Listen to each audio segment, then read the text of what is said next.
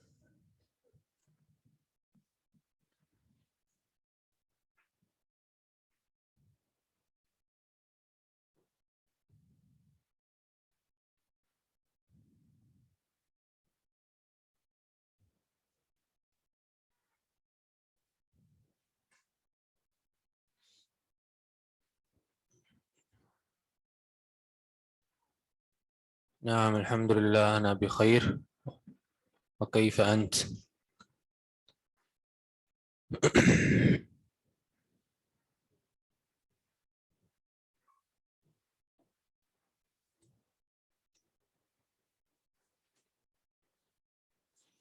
الحمد للہ والصلاة والسلام علی رسول اللہ اما بعد۔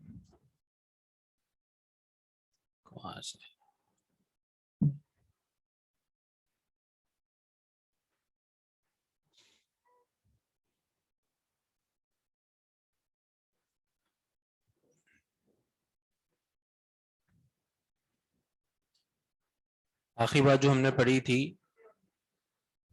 وہ الدرس العشرون کی یہ تمرین تھی جس میں کم کا استعمال ہم نے پڑھا،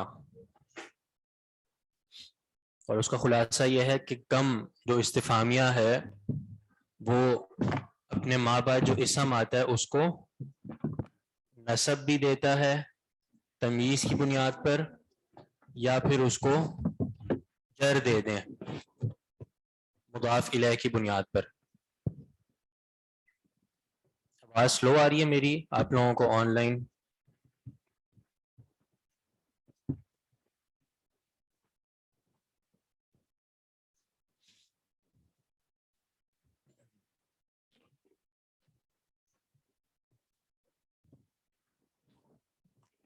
ٹھیک ہے، آواز باقیوں کو صحیح آ رہی ہے میری؟ مرفوعات اور جو مرفوعات منصوبات ہیں وہ اس کو انشاءاللہ ہم یہ مکمل ہو جائے پھر اس کے بعد دیکھتے ہیں۔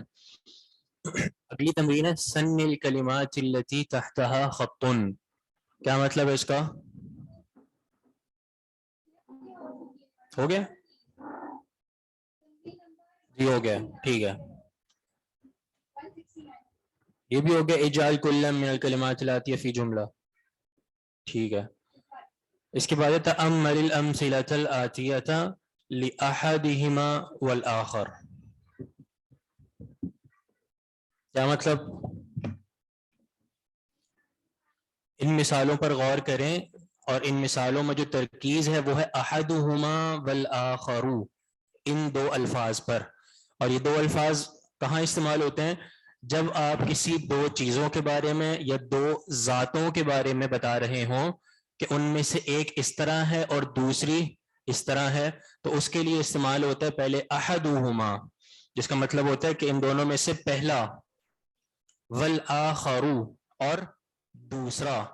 اور آخر اور آخر میں فرق آپ جانتے ہیں کہ آخر کا معنی ہوتا ہے دوسرا اور آخر کا معنی آخری۔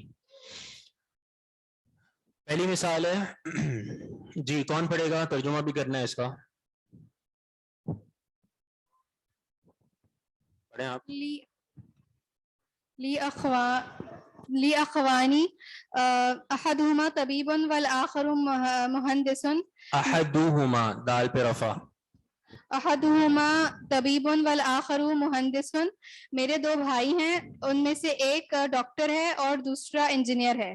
جی. لی اخوانی میرے دو بھائی ہیں. لی اخوانی اس کی کس طرح ہم تعریف کریں گے؟ اعراب کس طرح ہوگا اس کا؟ یہ ترکیب رفعی حالت ہے نا، رفعی حالت ہے نا. مبتدا خبر. احسنت. جی تو ان میں سے مبتدا کون سا اور خبر کون سی ہے؟ لی جو ہے وہ خبر مقدم، ہاں، اور اخوان جو ہے وہ مبتدا مؤخر ہے. لی خبر مقدم اور اخوانی مبتدا مؤخر. تو خبر پہلے کیوں آ گئی؟ جار مجرور ہے، کیونکہ یہاں پہ خبر جار مجرور ہے. تو جب خبر جار مجرور ہوگی تو مبتدا سے پہلے آئے گی. ٹھیک ہے. لی اخوانی میرے دو بھائی ہیں. احدہما طبیب ان میں سے ایک ڈاکٹر ہے. والآخر مہندس اور دوسرا کیا ہے؟ انجینئر. یہ فرق ہے، یعنی یہ استعمال ہے احدہما والآخر کا، یہ کہ اس طرح اس کو بیان کیا جاتا ہے. باقی رہی احدہما طبیب والآخر مہندس، کہ اس کا اعراب کس طرح ہوگا؟ یعنی صرف اس لفظ کا بتا دیں، احدہما طبیب.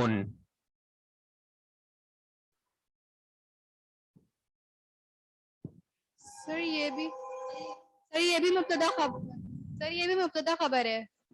مبتدا خبر ہے کیسے؟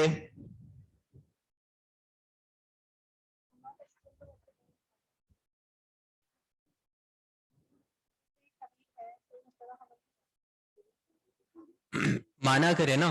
نہیں، جواب صحیح ہے بالکل، مبتدا خبر ہے. مبتدا خبر والا مانا جو جواب ہے وہ صحیح ہے. مفعول تو نہیں ہو سکتا نا، کیونکہ مفعول سے پہلے تو فعل آتا ہے. فعل تو نہیں ہے یہاں پہ. مبتدا خبر کو پہچاننے کے لیے آپ کو سب سے بڑی علامت جو سمجھ آئے گی نا، وہ ہے اس کا معنی. اس کا معنی مبتدا خبر میں کیا ہوتا ہے کہ آپ ایک تو وہ جملہ اسمیہ ہوتا ہے، اور دوسرا اس جملہ اسمیہ میں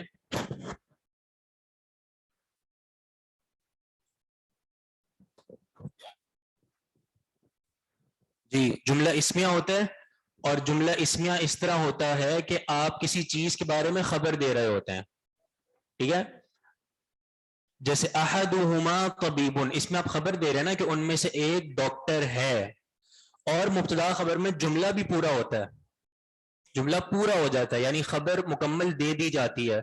اور خبر ہم کہتے ہی اس کو ہیں کہ جب جملہ مکمل ہو جائے تو سامنے والے کو سچا یا جھوٹا کہنے کا حق پہنچتا ہو، یعنی امکان موجود ہے کہ وہ آپ کو یا تو سچا کہہ سکتا ہے یا جھوٹا کہہ سکتا ہے. اب احدہما طبیب، یہاں پہ بھی احدہما یہ مبتدا ہے، اور مبتدا اس طرح بنے گا کہ احد مضاف اور ہما مضاف الیہ. طبیب یہ مضاف مضاف الیہ مل کر مبتدا، اور طبیب اس کی خبر بن جائے گی. اس کے بعد مبتدا خبر بنا کے ہم نے اس کا تعلق آگے سے جوڑنا ہے. اس کی وجہ یہ ہے کہ آپ کو آگے کیا نظر آ رہا ہے؟ واو. اور واو کیا ہوتا ہے؟ عاطفہ، معنی عطف ہے، اور اس کا آگے سے تعلق ہے. تو ہم یہ کہیں گے کہ مبتدا خبر مل کر جملہ اسمیہ بن کر معطوف علیہ، یعنی پورا جملہ معطوف علیہ ہے. اور پھر واو عاطفہ، اور یہاں پر بھی وہی الآخر مبتدا مہندس خبر، اور پھر وہی مبتدا خبر مل کر معطوف. نہیں آئی سمجھ؟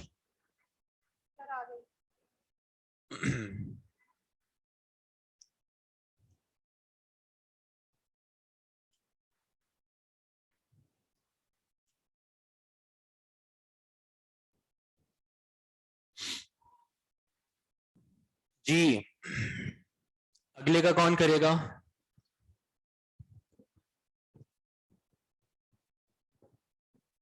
هذه الحافلة بابان أحدهما للدخول والآخر للخروج. جی یہ اس بس کے دو دروازے ہیں، ان میں سے ایک داخل ہونے کے لیے اور دوسرا نکلنے کے لیے ہے. ٹھیک ہے. لہذه الحافلة بابانی، اس بس کے لیے دو باب ہیں. احدہما للدخول، ان میں سے ایک داخل ہونے کے لیے، والآخر للخروج، اور دوسرا ایگزٹ کے لیے، نکلنے کے لیے.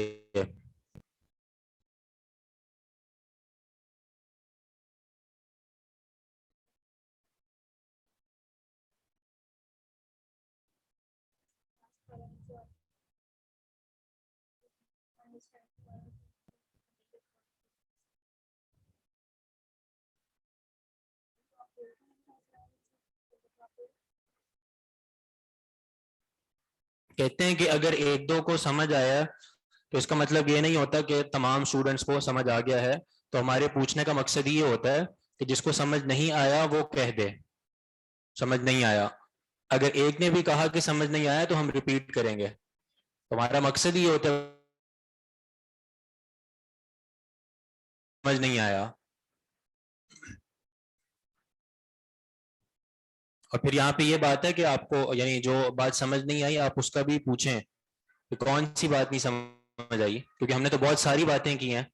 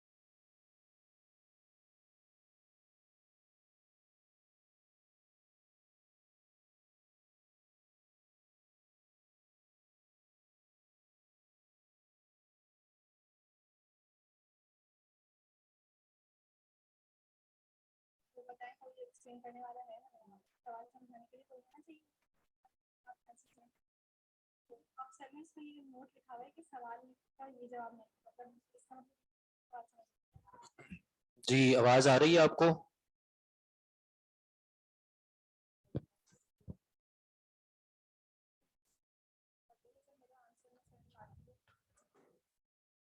ابھی دوبارہ کنیکٹ کیا.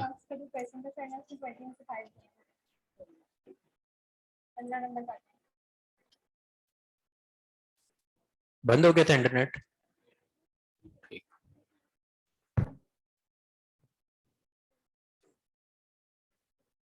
ٹھیک ہے.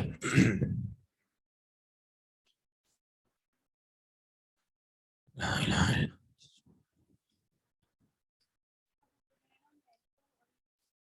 الا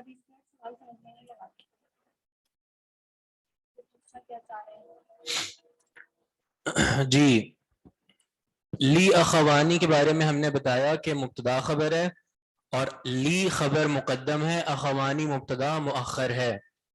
مبتدا خبر کے بارے میں ہم یہ بتا رہے تھے کہ مبتدا خبر کو پہچاننے کے لیے سب سے بڑی علامت اس کا معنی ہے. کیوں؟ کہ مبتدا خبر میں کسی چیز کے بارے میں خبر دی جا رہی ہوتی ہے. جیسے لی اخوانی میں بھی خبر ہے کہ میرے دو بھائی ہیں، صحیح ہے. تو یہ سب سے بڑی علامت مبتدا خبر میں اس کا معنی ہوتی ہے کہ آپ کو کسی چیز کے بارے میں خبر دی جا رہی ہوگی. اس کے بعد پھر آپ اس کا اعراب دیکھیں گے.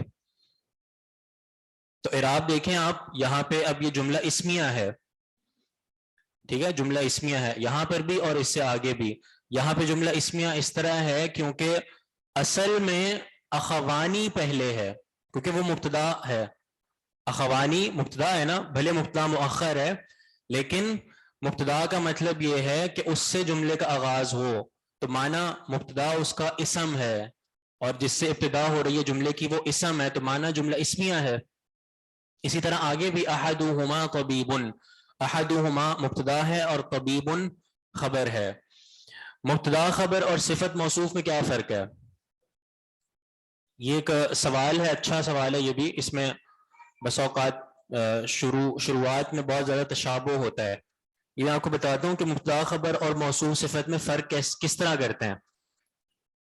سب سے پہلی بات یہ کہ یہ جو موصوف صفت ہوتی ہے نا، یہ مکمل جملہ نہیں ہوتا، بلکہ موصوف صفت جملے کا جز ہوتا ہے، جملے کا جز. اسی لیے ہم موصوف صفت کو مرکب غیر مفید کہتے ہیں، مرکب غیر مفید. اور جو مبتدا خبر ہوتا ہے یہ جملے کا جز نہیں ہوتا بلکہ مکمل جملہ، اور اس کو ہم کیا کہتے ہیں؟ مرکب مفید. مرکب غیر مفید کا مطلب یہ ہے کہ جب جملہ پورا ہوا تو اس پورے جملے نے آپ کو کوئی فائدہ نہیں دیا، کوئی فائدہ نہیں دیا. مثال کے طور پہ موصوف صفت میں کیا ہوتا ہے؟ جیسے رجل عاقل،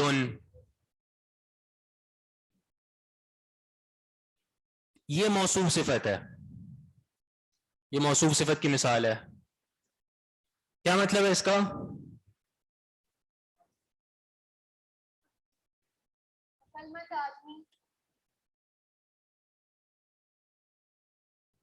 جی عقل مند آدمی.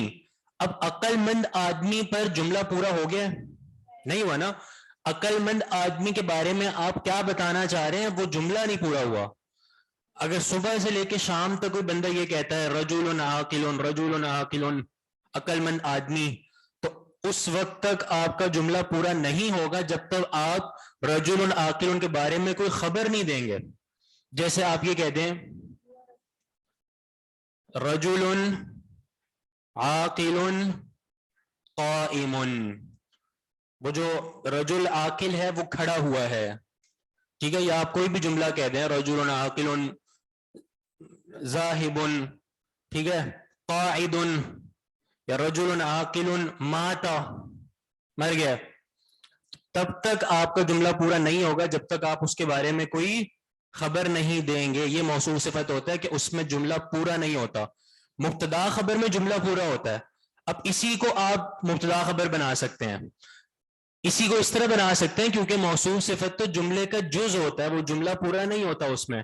تو آپ اسی کو مبتدا خبر بنا سکتے ہیں کہ رجل عاقل موصوف صفت مل کر مبتدا اور قائم خبر.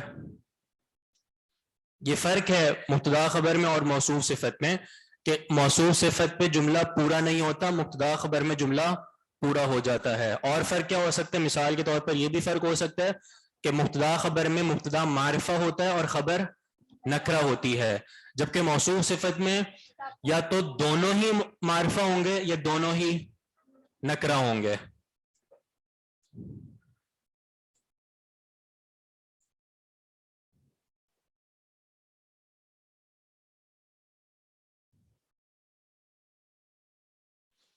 آدمی عاقل ہے پورا جملہ نہیں ہے, یہ معنی نہیں ہے اس کا آدمی عاقل ہے, یہ معنی نہیں ہے. اس کا معنی ہے عاقل آدمی, بس ہے کہ تو آپ نے خبر ہی نہیں دی نا. اگر آپ نے یہ کہنا ہے کہ آدمی عاقل ہے تب آپ اس طرح نہیں کہیں گے, تب آپ اس کو مبتدا خبر والا معنی, مبتدا خبر والی ترکیب دیں گے. اور مبتدا خبر میں کیا ہوتا ہے؟ الرجل عاقل, یہ ہے مکمل جملہ مبتدا خبر. رجل عاقل موصوف صفت ہے, وہاں پہ جملہ پورا نہیں ہوگا, لیکن جملہ پورا ہوگا الرجل عاقل, کہ بندہ عقل مند ہے, بندہ عاقل ہے, یہاں پر جملہ پورا ہوا ہے.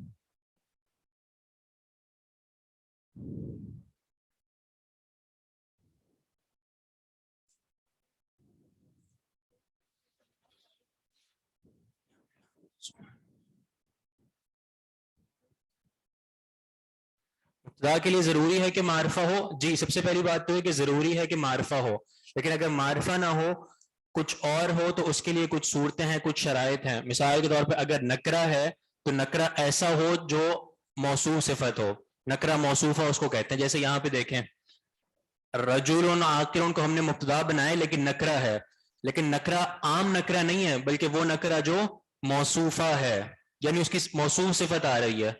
تو یہاں پہ رجل ہے تو نکرہ, لیکن ایسا نکرہ ہے کہ آگے اس کی صفت آ رہی ہے. تو ایسا نکرہ کہ جس کی آگے صفت آ رہی ہو تو وہ نکرہ بھی مبتدا بن سکتا ہے. جیسے قرآن میں اس کی مثال ہے وَلَعَبْدٌ مُؤْمِنٌ خَيْرٌ مِّن مُشْرِكٍ, یہاں پہ لعبد مؤمن نکرہ ہے لیکن مبتدا ہے. وجہ یہ ہے کہ وہ موصوفہ ہے, کہ اس کی یعنی موصوف صفت بن رہا ہے.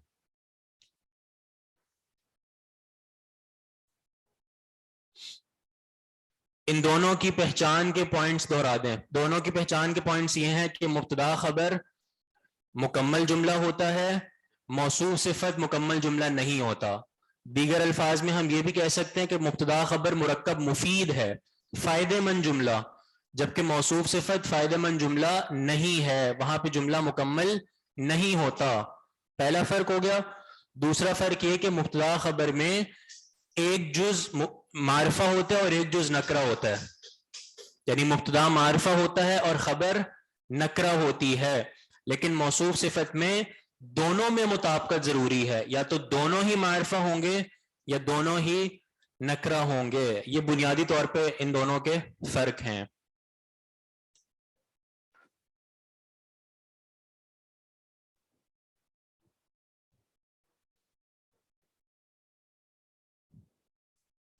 مبتدا معرفہ ہوتا ہے اور خبر معرفہ بھی ہو سکتی ہے اور نکرہ بھی. اصل یہ ہے کہ مبتدا معرفہ ہوتا ہے اور خبر نکرہ ہوتی ہے, اصل یہی ہے اور ہمیشہ اسی طرح ہوتا ہے. کچھ اور صورتیں ہیں وہ پھر انشاءاللہ جب آپ لوگ نحو ایڈوانس ہو جائے گی نا, اگلے سال آپ لوگ ہدایت النحو میں وہ کچھ اصول ہیں وہ پڑھیں گے. ابھی تک آپ لوگوں کے لیے یہی ہے کہ مبتدا معرفہ ہے اور خبر نکرہ ہے, بس یہاں تک بات ہے.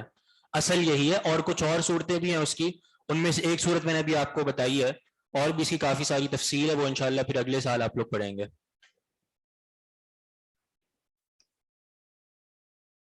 یہ بھی تو مبتدا نکرہ ہے. کیا جملہ نہیں سمجھ آ رہا؟ اچھا انا عائشہ, یہ بھی تو مبتدا نکرہ ہے. انا انا نکرہ نہیں ہے, انا تو مبتدا یہ معرفہ ہے. جو ضمیر ہوتی ہے ضمیر وہ معرفہ استعمال ہوتی ہے. معرفہ کی قسم ہے نا ضمیر, معرفہ کی جو بہت سی اقسام ہیں, 7 اقسام بتائی جاتی ہیں, ان میں سے ایک قسم ضمیر ہے. تو انا عائشہ میں بھی جو انا ہے وہ معرفہ ہی ہے. دوسرے الفاظ میں موصوف صفت میں دوسرے الفاظ میں موصوف صفت میں وسعت میں مطابقت ہوتی ہے. وسعت مطلب جی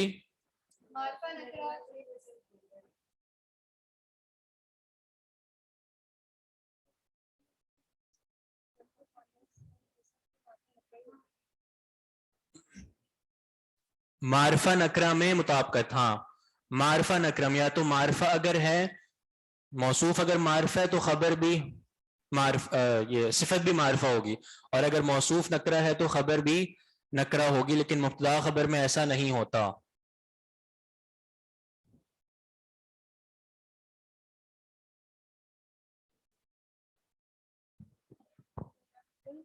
آمین.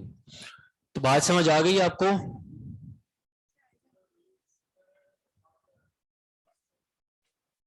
جی شیخ ایک سوال پوچھنا ہے. جی جی مبتدا اور خبر میں جو ترتیب ہوتی ہے وہ آگے پیچھے ہو سکتی ہے, لیکن موصوف صفت میں ترتیب جو ہے وہ ایسی ہی رہتی ہے کہ پہلے موصوف آتا ہے پھر صفت آتی ہے. کیا ایسا ہی ہے؟ جی, یہ ایک مطلب اس کو ہم ایک استعمال کہتے ہیں کہ یہ استعمال ہے مبتدا خبر کا اور موصوف صفت کا, کہ مبتدا خبر میں کبھی کبھار اس طرح ہوتا ہے کہ خبر پہلے آ جاتی ہے, لیکن موصوف صفت میں ایسا استعمال نہیں ہوتا کہ صفت پہلے آ جائے اور موصوف بعد میں ہو. ایسا ہوتا نہیں ہے. یعنی آپ یہ کہہ سکتے ہیں کہ اس کو استعمال جو ہے وہ اسی طرح کیا جاتا ہے. جی چلیں ٹھیک ہے, بارک اللہ فیک. لہذه الحافلتی بابانی, اس بس کے 2 دروازے ہیں. بابانی یہ کیا ہے؟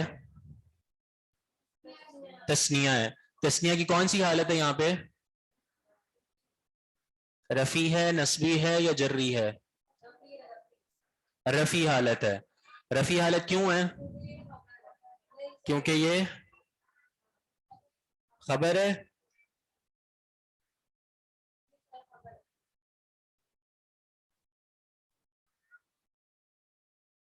مبتدا ہے, مبتدا جی مبتدا ہے نا, وہی بات ہو گئی. لہذه الحافلتی میں لام حرف جر ہے, صحیح ہے, اور حاضی الحافلہ مجرور ہو گیا تو مانا خبر مجرور ہے اس لیے پہلے آ گئی, اور بابانی یہ مبتدا مؤخر ہے.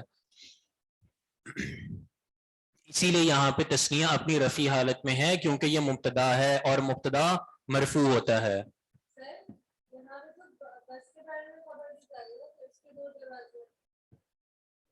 جی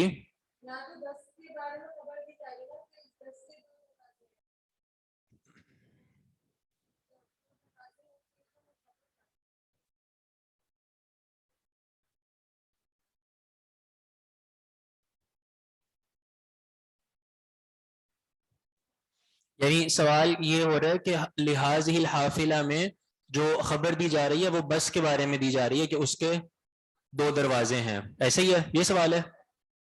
جبکہ مبتدا میں یہ ہوتا ہے کہ آپ اس کے بارے میں خبر دے رہے ہوتے ہیں, تو ٹیکنیکلی جو ہے وہ لہذه الحافلہ کو مبتدا بنانا چاہیے. اچھا, لیکن ہم اس کو اس وقت لیں گے, یعنی اس بات کو کہ مبتدا کے بارے میں خبر دی جا رہی ہوتی ہے اس وقت لیتے ہیں جب وہاں پہ کوئی اور خارجی قرینہ نہ ہو. ٹھیک ہے, یہاں پہ آپ کے سامنے ایک دلیل آ گئی ہے, ایک اصول آ گیا ہے, اور وہ یہ کہ خبر جب ظرف یا جار مجرور ہوگی تو پہلے آئے گی. اب کبھی بھی اس طرح نہیں ہو سکتا کہ آپ جار مجرور کو مبتدا بنا دیں, ایسا محال ہے, ممکن ہی نہیں ہے کہ جار مجرور مبتدا بنے. جار مجرور مبتدا بن ہی نہیں سکتے, وہ خبر ہی بنتے ہیں. تو اس لیے ہم یہاں پر یہی کہیں گے کہ اصل جملہ اسی طرح ہے, بابانی لہذه الحافلہ. اگرچہ یعنی بات صحیح ہے آپ کی, ہم جو بات کر رہے ہیں وہ اس بس کے بارے میں کر رہے ہیں اور اس بس کے بارے میں خبر دے رہے ہیں, لیکن جو اصول کی بات ہے وہ یہی ہے کہ جو جار مجرور جہاں پہ آ جائے گا تو وہ کبھی بھی مبتدا نہیں بن سکتا, وہ خبر ہی بنتا ہے.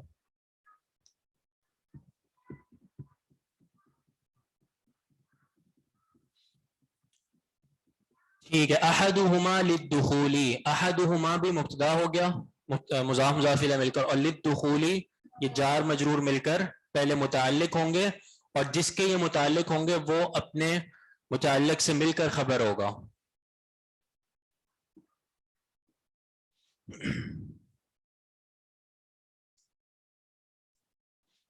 متعلق آپ کوئی بھی نکال سکتے ہیں, کائن یا ثابت.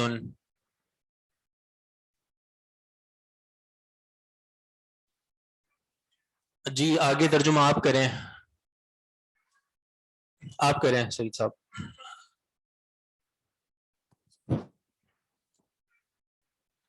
عندي قلمان أحدهما أزرق والآخر أحمر. جی ترجمہ. میرے پاس دو قلم ہیں, ان میں سے ایک ازرق یعنی زرد رنگ کا ہے, بلو, ہاں ازرق بلو, اور دوسرا سرخ کلر کا ہے. سرخ رنگ کا. لہذه الحافلہ, ان کی ترکیب سمجھ نہیں آئی. اچھا ٹھیک ہے. لہذه الحافلتی, بابانی کی ترکیب. لہذه الحافلہ میں سب سے پہلے تو آپ نے دیکھا کہ لام آ رہا ہے, لام حرف جر, تو مانا لام حرف جر ہو گیا, اور هذه الحافلتی یہ پورا جملہ اس کا مجرور بنے گا. صحیح ہے, اس کا مجرور بنے گا, اور مجرور اس طرح بنائیں گے ہم کہ هذه اسم اشارہ, هذه اسم اشارہ, اور الحافلتی مشار الیہ. مشار الیہ کا مطلب ہوتا ہے کہ آپ جس کی طرف اشارہ کر رہے ہیں, ٹھیک ہے, اور اشارہ مشار الیہ بھی ایک ہی حکم میں ہوتے ہیں, ٹھیک ہے, ایک ہی حکم میں ہوتے ہیں. تو ہاذہ اشارہ, الحافلتی مشار الیہ, یعنی جس کی طرف آپ اشارہ کر رہے ہیں, تو اشارہ مشار الیہ مل کر یہ مجرور بنے گا لام حرف جر کا. صحیح ہے, پھر جار اپنے مجرور سے مل کر متعلق ہو کر یہ وہ بن جائیں گے خبر مقدم اور بابانی مبتدا مؤخر.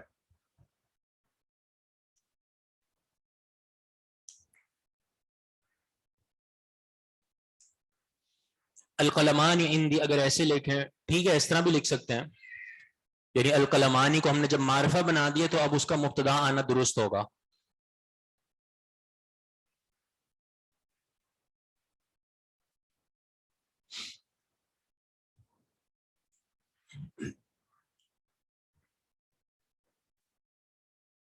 کیا فرق ہے دونوں میں؟ دونوں میں فرق یہ ہے کہ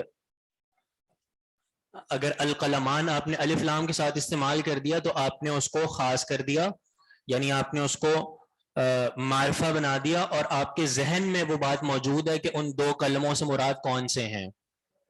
ٹھیک ہے, آپ کو اور سامنے والے کو پتا ہے کہ جن دو کلموں کے بارے میں آپ بات کر رہے ہیں وہ کون سے ہیں. اور اگر آپ ایک عام بات کر رہے ہیں کہ میرے پاس دو قلم ہیں, ٹھیک ہے, تو یہ نکرہ ہے, اور جیسے یہاں پہ لکھا ہوا ہے کہ بس میرے پاس دو قلم ہیں, تو اس صورت میں جو ہے وہ آپ بغیر الف لام کے استعمال کریں گے.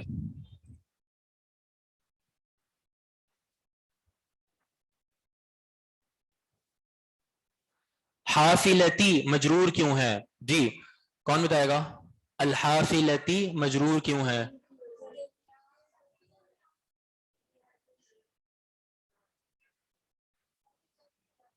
حرف جر تو حاضی ہی پر آ رہا ہے بس. اشارہ مشار الیہ جو ہم نے بتایا ایک ہی حکم میں ہوتے ہیں, جیسے موصوف صفت ایک حکم میں ہوتے ہیں کہ جو اعراب موصوف کا ہے وہی اعراب صفت کا ہے, تو یہاں پر بھی وہی بات ہے کہ حاضی اشارہ اور الحافلتی مشار الیہ. تو حاضی کی جو جر ہے وہ تو لام حرف جر کی وجہ سے ہے, اور الحافلتی کی جر اس لیے ہے کیونکہ یہ مشار الیہ ہے حاضی کا, اور حاضی وہ پہلے سے ہی مجرور ہے لام حرف جر کی وجہ سے, تو جو اعراب اشارے کا ہوگا وہی اعراب مشار الیہ کا ہوگا. باقی رہی یہ بات کہ حاضی پہ جو جر یعنی آپ کو جو نظر آ رہی ہے وہ لام حرف جر کی وجہ سے نہیں ہے, کیونکہ وہ مبنی ہے. اسم اشارے جو ہوتے ہیں, اسم اشارہ وہ مبنی ہوتا ہے, یہ جو جر آپ کو حاضی ہی جو نظر آ رہی ہے یہ اس کی اصل ہے، جو مؤنث کے لیے ضمیر استعمال ہوتی ہے یہ وہی جر ہے. اگر یہ حاضہ ہوتا تب بھی ہم اس طرح کہتے ہیں لہذا، یعنی لام حرف جر کے باوجود بھی اس کو ہم حاضہ ہی پڑھتے. معنی مبنی ہے، یہ ہم نے محل دیکھنا ہے اس کا کہ وہ محلن مجرور ہے. محلن کا مطلب یعنی لفظ میں مجرور واقع ہو رہا ہے لام حرف جر کی وجہ سے. جی ہاں. اگلا جملہ ہے، آپ کریں اس کا ترجمہ نمبر 4 کا. عندي معجمان احدهما انگلیسی آپ کی آواز نہیں آ رہی. السلام علیکم ورحمۃ اللہ وبرکاتہ. اب آ رہی ہے شیخ جی آواز؟ آواز آ رہی ہے؟ نہیں مجھے تو نہیں آ رہی آپ کی آواز. اب آ رہی ہے شیخ آواز؟ آن لائن والوں کو آ رہی ہے لیکن مجھے نہیں آ رہی.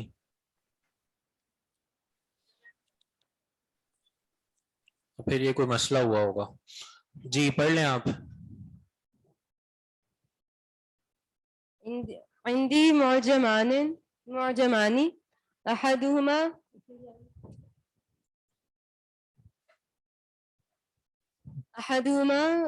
انگلیزی والآخر فرنسی.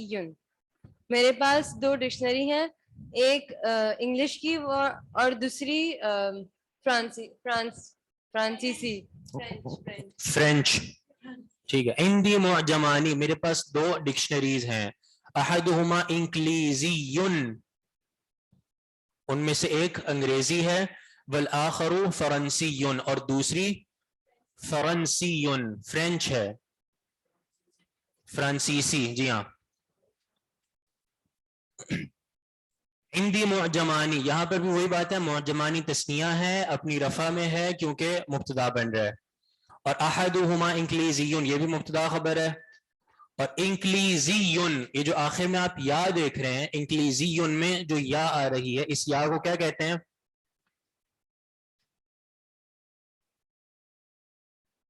انکلیزی، مکی، بغدادی، نسبت والی یا، نسبت والی یا، کہ آپ اس اسم کی نسبت کر رہے ہیں کسی چیز کی طرف.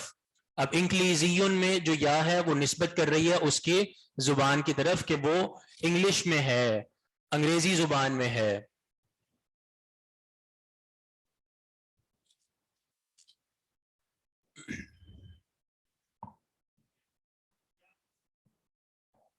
جی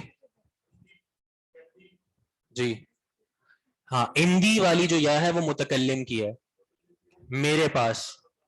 جی لیکن اس یا کو نسبت والی نہیں کہتے، وہ یا متکلم کی ہے. جی ضمیر ہے، وہ ضمیر والی یا ہے جو کہ متکلم کی ہے.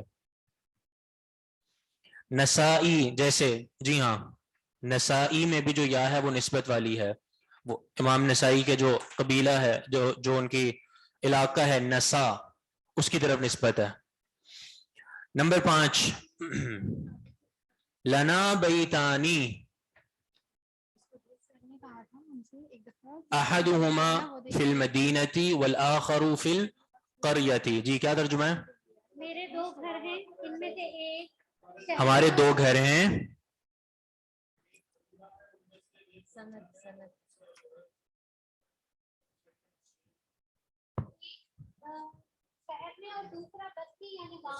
ہاں قریہ ویسے کہتے ہیں بستی کو، ٹھیک ہے، اور بعض یعنی اس کا معنی گاؤں بھی کرتے ہیں. یہ کیسے پتہ چلے گا کہ یہاں پر یا نسبت کی ہے اور یہاں پر یا متکلم کی ہے؟ یہ پتہ چلے گا سیاق سے. جب آپ عبارت پڑھ رہے ہوں گے، اعراب پڑھ رہے ہوں گے تو آپ کو سمجھ آ جائے گا. جیسے آپ نے یہاں پہ پڑھا عندی، تو عندی میں جو یا ہے وہ آپ کو سمجھ آ جائے گی کہ یا متکلم کی ہے، ٹھیک ہے. بیتی یا متکلم کی ہے. دوسرا یہ کہ آپ اس کو اس طرح بھی سمجھ سکتے ہیں کہ جو متکلم والی یا ہوتی ہے وہ آخر میں اس پر جزم ہوتی ہے. اب اس کو آپ عندی نہیں پڑھ سکتے بلکہ عندی بس. کتابی، قلمی، ٹھیک ہے. اور جو نسبت والی یا ہے وہ اعراب قبول کرتی ہے, جیسے مکیون, جاء مکیون, رأیت مکیین, مررت بمکیین. ٹھیک ہے, یعنی وہ اعراب قبول کرتی ہے نسبت والی یا.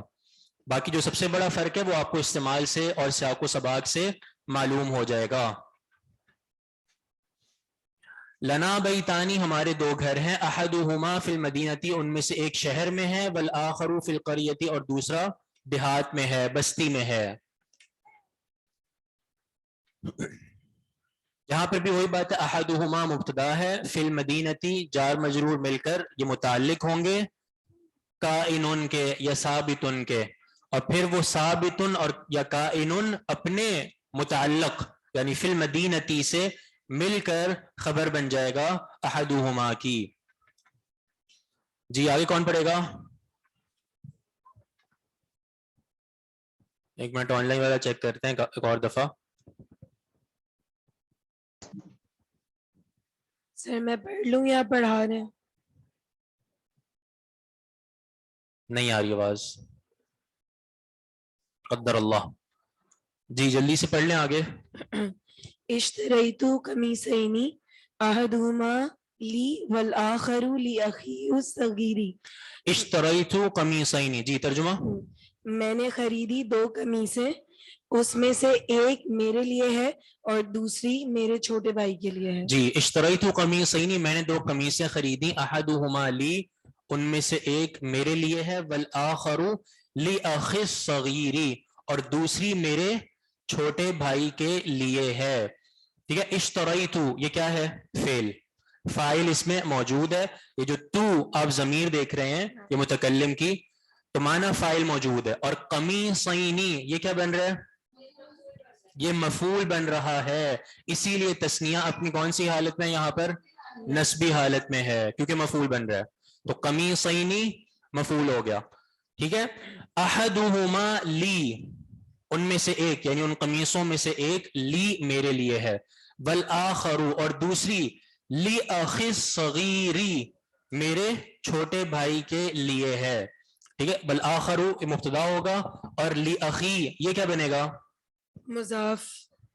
مضاف, جار مجرور مل کے مضاف بن رہے نا. جار مجرور مل کر مضاف. ٹھیک ہے, مضاف الیہ کیا ہے؟ الصغیری. نہیں, لام حرف جر, اخ مضاف, اور یا یہ جو یا دیکھ رہے ہیں آپ ضمیر کی, یہ مضاف الیہ, میرا بھائی. ٹھیک ہے, تو اخی مضاف مضاف الیہ, پھر مضاف مضاف الیہ مل کر کیا بنے گا؟ جی کون بتائے گا؟ جواب آ چکے آن لائن سے, موصوف صفت. جی موصوف صفت, اخی مضاف مضاف الیہ ہو گیا. ٹھیک ہے, مضاف مضاف الیہ مل کر موصوف ہوگا, اور الصغیری یہ اس کی صفت ہے, میرا بھائی الصغیر جو کہ چھوٹا ہے. ٹھیک ہے, صفت ہے, معنی بھی صفت والا ہے, میرا چھوٹا بھائی. ٹھیک ہے, پھر یہ یعنی موصوف اپنی صفت سے مل کر یہ پھر مجرور بن جائے گا لام حرف جر کا. چلیں ابھی ہمارا ٹائم پورا ہو گیا, تو یہ آخری دو کو انشاءاللہ پھر ہم دوبارہ ایک مرتبہ دیکھ لیں گے. مجھے یاد دلا دیجیے گا آپ. شیخ آپ جب آپ ہمیں سنن نسائی پڑھا رہے تھے پچھلے سیمسٹر میں, تو آپ نے ہم سے کہا تھا کہ آپ سند لکھوائیں گے ہمیں. سند, ہاں بالکل.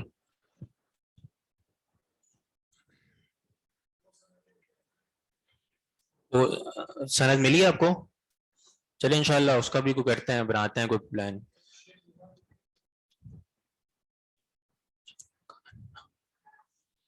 ما الفرق بین کاف حرف جر وکأن حرف مشبہ بالفعل؟